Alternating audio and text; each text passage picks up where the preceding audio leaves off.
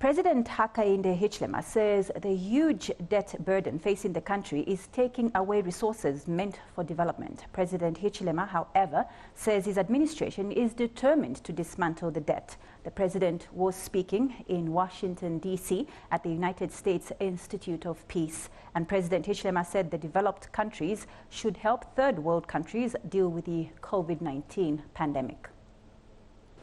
We've inherited a very, very challenged economy. A huge debt mountain. We have to dismantle this because it's taking away resources for development. Two elements in our budget stand out. Only two, generally. One is debt service. Two is public sector pay. And they take away resources meant for investment expenditure, revenue generation, and therefore opportunity for our people in terms of jobs, in terms of business opportunities, in terms of health education. So we intend to deal with this issue vigorously, and obviously we invite the support of countries like yours and other countries that are part of the civilized world. Issues revolving around this matter is of paramount importance to us because we know if we do not bring COVID under control, we have no chance in hell to revive the economy. And also, the first world would not have done or achieved much by vaccinating your people, and our people are not being vaccinated because we will become a perfect host or hosts for mutations.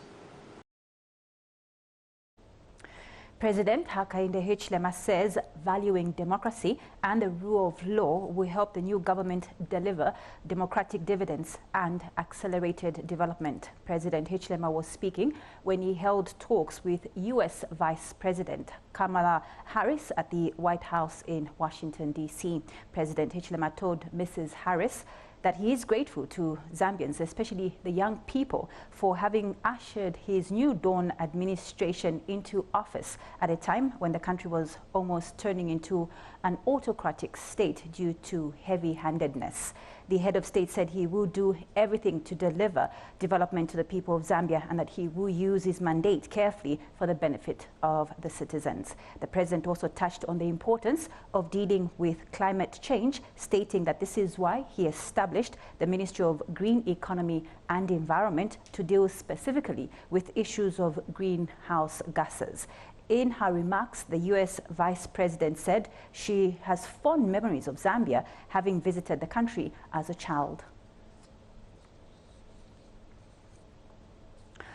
And President Hichilema says Zambia appreciates global efforts aimed at making COVID-19 vaccines available to low and middle income countries through the COVAX facility. The president is also happy with the regional initiative of the African Union through the Africa Vaccinate Acquisition Trust, AVAT. President Hichilema has since appealed for scaling up of efforts to enable the attainment of the commitment made regarding the provision of vaccines. He says Zambia's efforts will focus on pushing back against misinformation, myths, and misconceptions that have led to some people not taking the vaccines. President Hichilema said this when he addressed the Global COVID-19 Summit themed Ending the Pandemic and Building Back Better.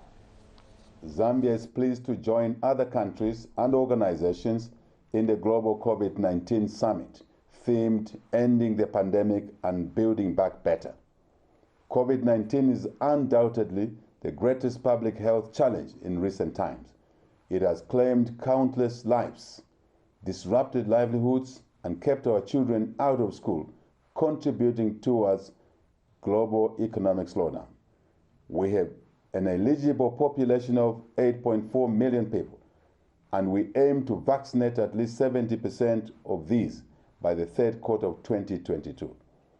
Our government appreciates global efforts aimed at making vaccines available to low and middle income countries through the COVAX facility, as well as the regional initiative of the African Union through the Africa Vaccination Acquisition Trust, AVAT.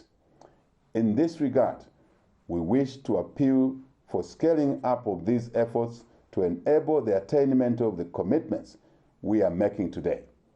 As a country, our efforts will focus on pushing back against misinformation myths and misconceptions. Remember to hit the like button, place a comment and subscribe